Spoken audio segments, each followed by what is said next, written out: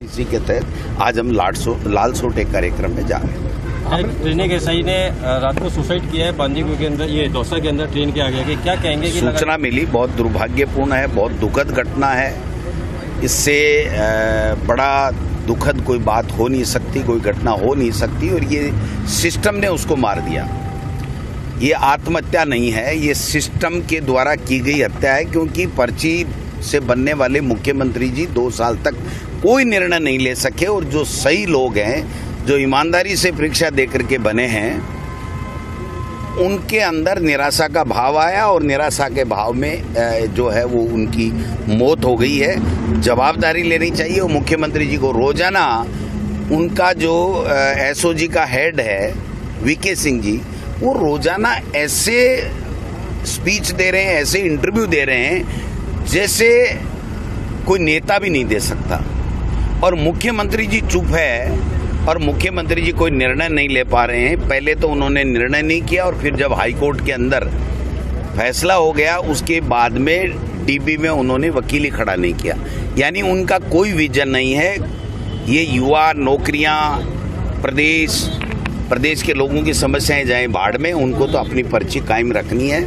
मैं समझता हूं कि आने वाले चुनाव में, पंचायत चुनाव और नगर निकाय के चुनाव में, इनको जनता बता देगी कि ये पर्ची से नहीं, विवेक से चलता है। और ये बीजेपी का मॉडल है कि सबसे कमजोर व्यक्ति को बैठाओ जिससे वो सवाल नहीं कर सके, और सबसे कम प्रेस के सामने जाओ, लोगों के सामने जाओ। कोई प्रेस कॉन्फ्रेंस मुख्यमंत्री ने 2 साल में नहीं की।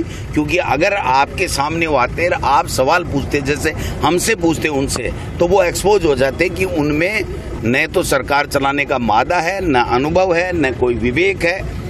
वो निश्चित रूप से जो दिल्ली की पर्ची आती है उसी से सरकार चलाते हैं और उसने राजस्थान का बेड़ा गर्क कर दिया। आपने एक बयान दिया है कि विधानसभा अध्यक्ष को लेकर कि कांग्रेस के जो विधायक है महिला, उनकी निगरानी करें, कैमरे से एक्सेस रखते हैं। मैं समझता हूं कि मूल मुद्दा एक ही है कि 2 कैमरे, जिसका यूट्यूब पे एक्सेस नहीं है, जिसका 9 कैमरों की जगह कंट्रोल रूम पे एक्सेस नहीं है, और जिसका सत्ता पक्ष की प्रोसीडिंग का उसमें कोई डिटेल नहीं आ रही है, तो आप समझ सकते हो कि विपक्ष को दबाने के लिए, कुचलने के लिए और उनकी जासूसी के लिए ये काम किया गया। वरना तो आज 7 दिन 8 दिन हो गए। माननीय स्पीकर साहब को अपनी स्थिति को स्पष्ट करना चाहिए। वो हम दोनों के स्पीकर हैं, वो बीजेपी के स्पीकर नहीं है। हमने भी उनको समर्थन दिया है, निर्विरोध निर्वाचित किया है।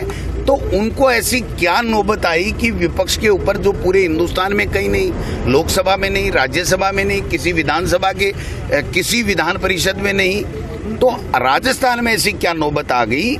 मैं समझता हूं कि ये उन्होंने गलत किया है, इसीलिए वो जवाब नहीं दे पा रहे हैं। उनको इसको ठीक करना चाहिए, विपक्ष को विश्वास में लेना चाहिए और राजस्थान की विधानसभा में राजस्थान के लोगों के मुद्दों की कैसे चर्चा हो, उनकी समस्या के समाधान में कैसा हो, वो उनको करना चाहिए। अगर वो ऐसा करेंगे तो हम उनको सपोर्ट करेंगे। अगर वो ऐसा नहीं करेंगे तो हम उनके खिलाफ जो भी हमें अधिकार मिला हुआ है कॉन्स्टिट्यूशन से, राजस्थान की विधानसभा की नियम प्रक्रिया परंपराओं से, उसका हम लोग उपयोग करेंगे जनता के हित में। विधानसभा मुख्य सचेतक जोगेश्वर गर्ग ने एक बयान जारी किया कि गोविंद सिंह डोटासरा बच्चों की जैसी हरकत करते हैं और गांव की अहमदियत भाषा बोलते हैं। उसको लेकर नहीं, वो तो थोड़ा कम ही बोले हैं। हमारे शिक्षा मंत्री की शिक्षक का ज्ञान देखिए, उनका बयान सुनिए, फिर आपको पता लग जाएगा कि उनका चरित्र क्या है, वो किस तरह की सोच रखते हैं।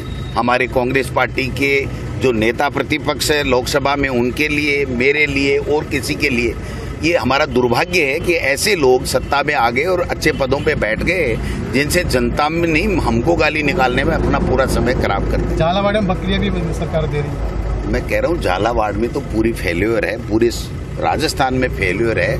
इससे बड़ा कोई निकृष्ट उदाहरण कोई सरकार का हो नहीं सकता कि मासूमों की जान चली गई और मुख्यमंत्री गया नहीं, मंत्री गया नहीं, 1 रुपए की सहायता सरकार की दी नहीं, और अपने आप की कॉलर ऊंची करके घूम रहे हैं कि हम इस प्रदेश का भला करने वाले हैं। मैं समझता हूं जब गरीब को ही ये संबल नहीं दे सकते, आदिवासियों को संबल नहीं दे सकते, केवल डबल इंजन की हमारी सरकार है ये कहने से कुछ नहीं होगा।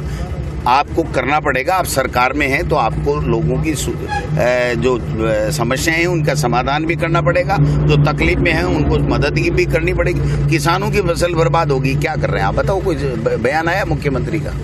किरोड़ी लाल जी यहाँ दोसा में आके भजन लाल लिख रहे हैं कि ये जो गंदगी फैला रहा है वो भजन लाल फैला रहा है। इसका मतलब मैं तो यही समझा, वो शीशे के ऊपर कहाँ भी लिखा उन्होंने हॉस्पिटल में, इसका मतलब ये हुआ कि भजन लाल फैल है, उसकी वजह से ये गंदगी है। अगर ऐसा है तो बहुत दुर्भाग्यपूर्ण है। अगर ऐसा नहीं है कि भजन लाल आके ठीक करेगा तो हम देखते हैं कब तक ठीक करता है। तो ये तो इनके 3-13 हुए पड़े हैं। ये तो एक उत्तर में चल रहा है, एक दक्षिण में, एक पूर्व में, एक पश्चिम में।